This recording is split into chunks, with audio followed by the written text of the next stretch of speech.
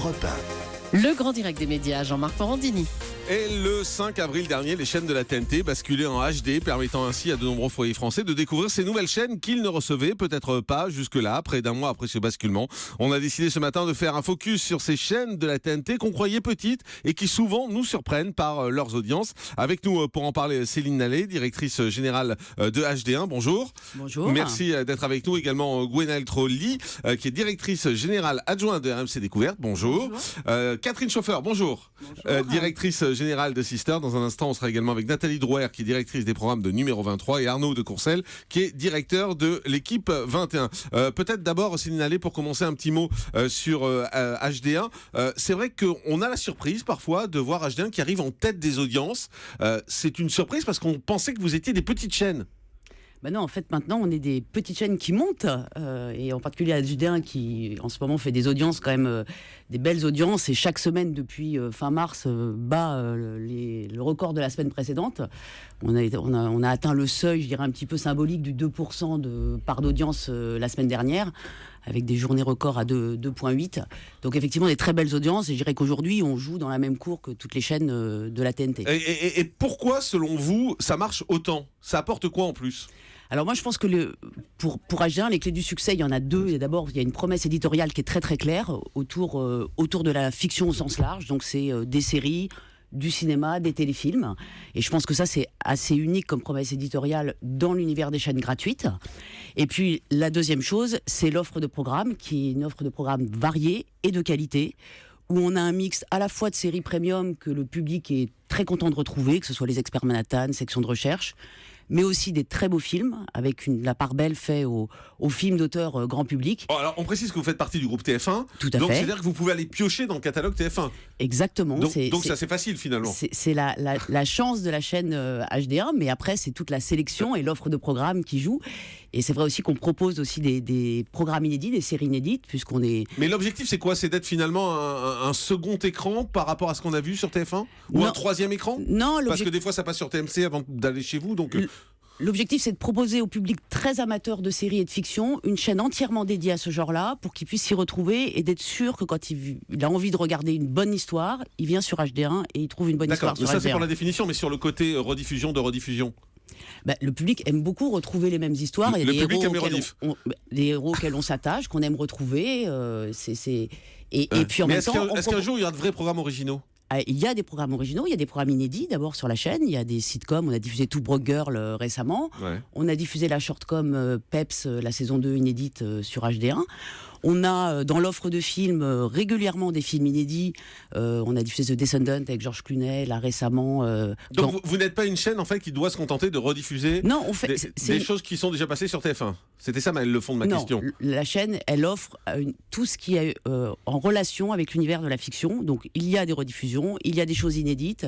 Il y a même un magazine d'actualité sur le cinéma et les séries qui est une création toutes les semaines en hebdomadaire, le samedi en début d'après-midi. Mais est-ce qu'un jour on peut imaginer des émissions en prime par exemple sur HD1 ou c'est pas du tout le format ? Le format, c'est un format lié à la fiction, donc les émissions. Donc il y aura pas de grandes émissions, de grands shows. Il y aura pas de flux parce que c'est une chaîne qui est thématique et c'est ça qui fait l'originalité d'HD1. Très bien. On va parler des autres chaînes dans un instant. On est en direct avec Arnaud de Courcelles qui est directeur de l'équipe 21. Arnaud de Courcelles, bonjour. Bonjour. Merci d'être en direct avec nous. Alors l'équipe 21 a été lancée le 31 août 98 sous le nom de l'équipe TV avant d'être intitulée l'équipe 21 lors de son passage sur la TNT le 12 décembre 2012. Et on a le sentiment que la chaîne est en train d'évoluer fortement.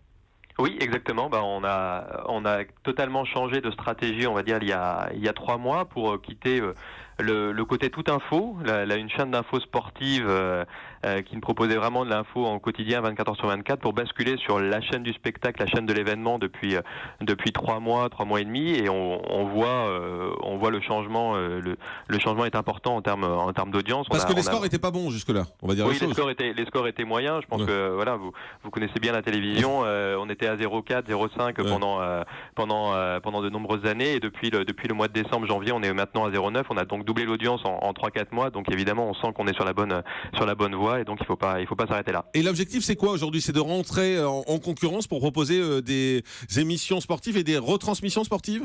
On est sur les retransmissions sportives. Après, on n'est pas en concurrence aujourd'hui avec les groupes payants. On est évidemment pas de ce niveau-là. On va pas s'attaquer à la Ligue 1, la Ligue des Champions, au Top 14 ou à ce genre de choses, mais on s'attaque au sport souvent laissé de côté, comme le judo, le biathlon, le volleyball, le basket. Aujourd'hui, sont des sports qui sur une chaîne payante ne peuvent pas fonctionner car ils ne sont pas recruteurs d'audience et d'abonnement, mais ils sont un potentiel d'audience intéressant sur une chaîne gratuite et on le voit au quotidien. Alors, on a reçu beaucoup d'appels ici à Europe 1 sur la façon que vous avez de traiter certains matchs où on voit des gens qui commentent le match sans voir les images en fait. C'est un concept un peu étonnant. Oui, c'est un concept étonnant, c'est un concept et les gens italien. étaient plutôt en colère et plutôt déçus parce qu'ils avaient l'impression en écoutant la chaîne que le soir ils allaient voir le match et finalement ils ont vu des gens dans un canapé. Non, c'est pour le coup dans la communication on est assez clair. On propose un dispositif pour les gens qui n'ont pas. C'est une idée italienne. Les Italiens le font très bien. On est parti sur cette idée-là. Il y a quand même aujourd'hui beaucoup de gens qui sont privés d'un match de Ligue des Champions qui est sur une chaîne payante comme beIN. Les gens sont privés de ce match-là car ils ne peuvent pas s'abonner à beIN. Donc on propose juste une couverture, une soirée autour de ce match-là où on commente le match en mode radio et on propose également des statistiques et une ambiance sur le plateau. Donc et les audiences sont quand même au rendez-vous. À notre surprise, quand même, les audiences sont là. Ça veut dire que ça marche en fait. Proposer un match sans les images, ça fonctionne. Ça fonctionne parce qu'aujourd'hui, on sent bien que les gens, il y a 15 ans la Ligue des Champions sur TF1 rassemblait entre 9 et 11 millions de Français. Aujourd'hui, les matchs sont sur beIN ou Canal+, ils rassemblent entre 1,5 million ou 2,5 millions de Français. Donc évidemment, il y a des gens qui se baladent, qui attendent de pouvoir suivre ces matchs-là, qui sont des matchs évidemment exceptionnels en Ligue des Champions. Donc nous, on propose une couverture là-dessus. RMC le fait évidemment très bien notamment. Mais c'est de la radio, donc c'est normal. Oui, c'est pour ça. Mais nous, en télévision, on propose également une couverture parce qu'on a un plateau, on propose le commentaire et également de proposer des consultants et des stats. Merci beaucoup Arnaud de Courcelles, directeur de l'équipe 21, d'avoir été en direct avec nous. Dans ce studio, on a également Gwenaëlle Trolli, qui est directrice générale adjointe de RMC Découverte. Alors RMC, c'est vrai que c'est Découverte, c'est une vraie surprise au fond, parce qu'on s'imaginait qu'on allait avoir une chaîne qui allait marcher moyennement. Et finalement, il y a de temps en temps quelques pépites, quelques petites enquêtes et quelques petits documents qui sont assez bien. Effectivement, c'était une gageure pour la chaîne de trouver sa place parce qu'on a à la fois documentaire et divertissant. Donc, c'est quelque chose qui est assez nouveau. Donc, on avait toute notre place sur la TNT HD. L'augmentation et la progression des audiences a montré effectivement qu'il y avait un vrai intérêt du public. Donc, on a vraiment une programmation qui est assez large. Très masculine. Qui est assez masculine puisqu'on diffuse beaucoup d'histoire, de sciences. Et ça intéresse pas les femmes, ça ? Si, aussi, mais ça intéresse particulièrement les hommes. Donc, il y a un plus grand intérêt pour les hommes aujourd'hui. On a travaillé particulièrement sur cette cible-là. Et c'est vrai que du coup, ça fonctionne. On arrive à faire des beaux primes à plus de 500 000. C'est l'exemple de mardi soir avec la soirée spéciale sur Tchernobyl. Et c'est aussi notre valeur ajoutée puisqu'on produit particulièrement directement pour la chaîne. Donc, on a produit 200 heures l'année dernière. Tchernobyl, les 2 documentaires de Tchernobyl, par exemple, de mardi soir en font partie. La nouvelle saison de Top Gear en fait partie aussi. Et ça fait partie des pépites et des points forts de la chaîne aujourd'hui. La cible, on le dit, c'est les hommes 25-49 ans à peu près, c'est ça ? C'est ça, c'est 25-49 ans. Effectivement, la semaine dernière, on a atteint des parts d'audience qui est assez fortes, de 2,5% de PDA sur les individus 25-49 ans, donc hommes et femmes. Et sur les hommes, c'était plus de 4 points. Vous êtes beaucoup poussé également par BFM TV. On sait que BFM TV cartonne et on voit énormément de pubs. Enfin, toute la journée, il y a des pubs pour votre chaîne sur BFM TV. Il y a une vraie synergie. Il y a une vraie synergie, mais comme pour toutes les autres chaînes, puisque BFM fait la même chose à des carrefours d'audience qui sont bien plus forts. Parce que quand on passe une annonce pour HD1 juste avant et après le journal, c'est quand même, on touche vraiment des millions de Français. Donc nous, on joue aussi avec cette synergie de groupe. Et puis on bénéficie pas de cette facilité pour les catalogues. La chaîne, elle a été créée vraiment from scratch, de zéro. C'est vraiment un exercice nouveau pour le groupe.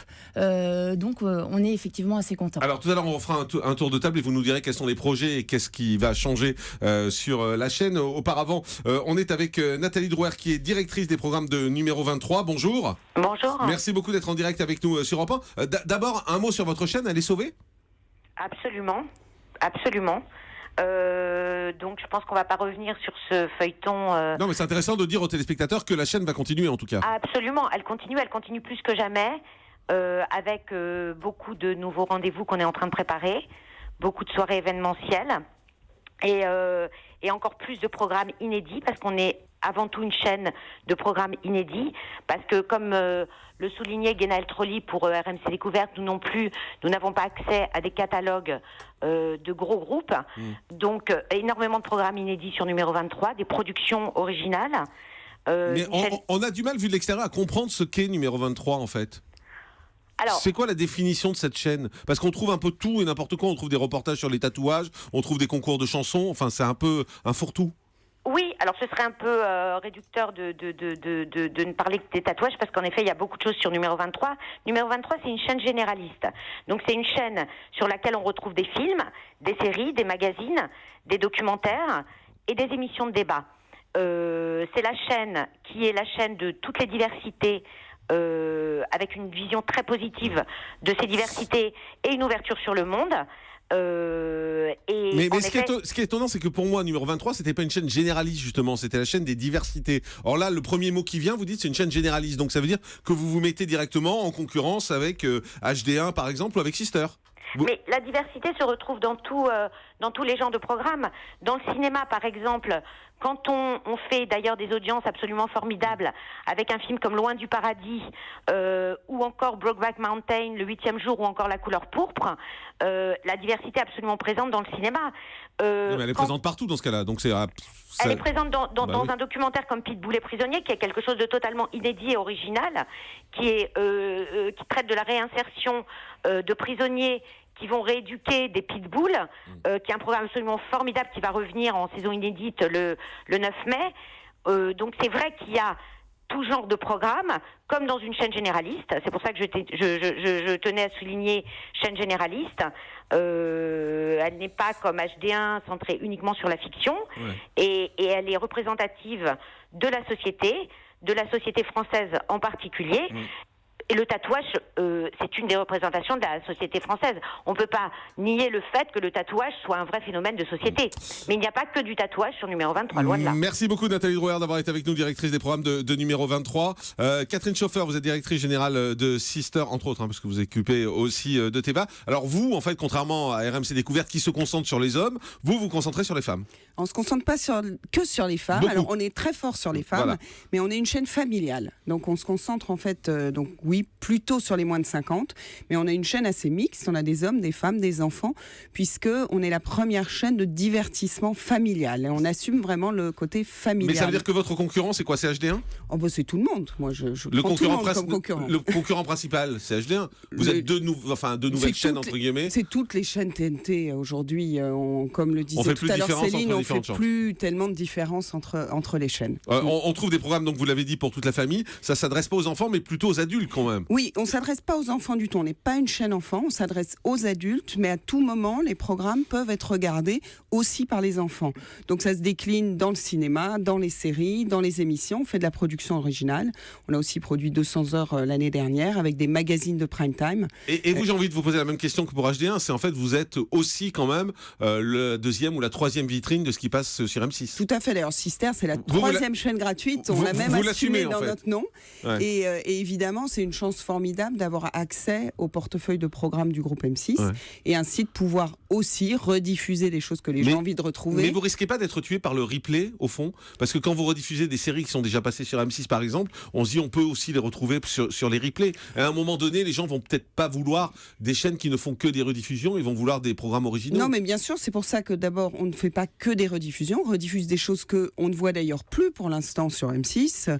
Quand on retrouve La Petite Maison dans la Prairie, on l'assume totalement. On l'a tellement vu que on doit voir à travers les bandes. Les gens sont très contents de la retrouver. Quand on retrouve Buffy en accès, ça fait très longtemps que c'est pas passé et ça passe sur Sister. Mais on diffuse aussi beaucoup de séries inédites. Sur les nouvelles chaînes, on est celle qui diffuse le plus de séries inédites en prime. Notamment la saison 2 d'Extend va arriver là très prochainement. Alors justement, parlons de ce qui va arriver. Comme ça va nous permettre de faire un petit tour rapidement. Qu'est-ce qui va arriver sur votre chaîne? Alors sur notre chaîne, donc, je parlais d'Extend, donc une série où la saison 2 inédite arrive en prime dès le 4 mai. On diffuse d'autres séries, on a des sitcoms, on a remis au goût du jour un genre qui marche formidablement aux États-Unis, qui n'a jamais marché en France. Donc nous, formidable, on a réussi à faire marcher Modern Family, Raising Hope, on a une nouvelle série qui arrive à la rentrée, donc des sitcoms. On a de la production originale de Prime, Norbert Commis d'Office, qui arrive en 3e saison. On commence à tourner la semaine prochaine et on a une spéciale qui va arriver avant l'été. Mais quand vous produisez comme ça, vous arrivez à rentabiliser ces programmes ? Oui. Oui ? Oui. Mais parce Oui. que ça passe aussi sur M6 ou... Non, parce qu'on arrive à trouver des producteurs et des... Qui font pas cher. En tout cas, on invente des formats qui permettent de faire dans l'économie de Sister. Donc on a des programmes de prime qui marchent, ça fait plus de 400 000, mais dans notre économie. Céline Allais, qu'est-ce qu'on va voir sur HD1 ? Sur HD1, on va voir, on va continuer dans la sélection une très belle sélection de films, puisqu'on va voir le film inédit Hitchcock qui va être programmé bientôt au mois de mai. Il y aura Cartel aussi, qui est aussi un film inédit. Cette semaine, on peut redécouvrir le 3e volet de Jurassic Park. Donc, c'est des gros films quand même, c'est du costaud. On va pouvoir avoir le plaisir de revoir la magnifique série Dirty Sexy Money, très glamour dans le New York des milliardaires. La saison 4 inédite de Two Broke Girl, on avait diffusé les 3 premières saisons. Et puis, pendant le Festival de Cannes, on va décliner notre magazine Clap en quotidien, avec une pastille quotidienne de 5 minutes, avec des confidences de stars, Vincent Cassel, Karine Viard, Daniel Auteuil, par exemple. Gwenaëlle Trolli, un mot sur RMC Découverte ? Alors rapidement, au mois de mai, le 18 mai, va arriver une nouvelle série qui s'appelle Vintage Garage, qui va être de la gestion de voitures de collection à la française. C'est très RMC Découverte. C'est très RMC Découverte. On va partir avec Thomas Misraki, on va intégrer des forces spéciales à Djibouti. 2 belles soirées sur l'Euro, notamment sur les stades et tous ces nouveaux stades. Quelle technologie, comment ont-ils été construits ? On va revenir aussi sur l'Euro en France. Une soirée sur l'électricité et puis est en cours de tournage. Et évidemment, la saison 3 de Top Gear. Qui est votre gros succès. Qui est effectivement notre gros succès avec Philippe Lelouch, Bruce Joigny et Tone. Et puis aussi une adaptation de Wheeler Dealer en France. Enfin voilà, il y a beaucoup de choses. Adaptation française, 100% française, beaucoup de choses. Reste avec nous dans un instant. Willy Revelli, à tout de suite.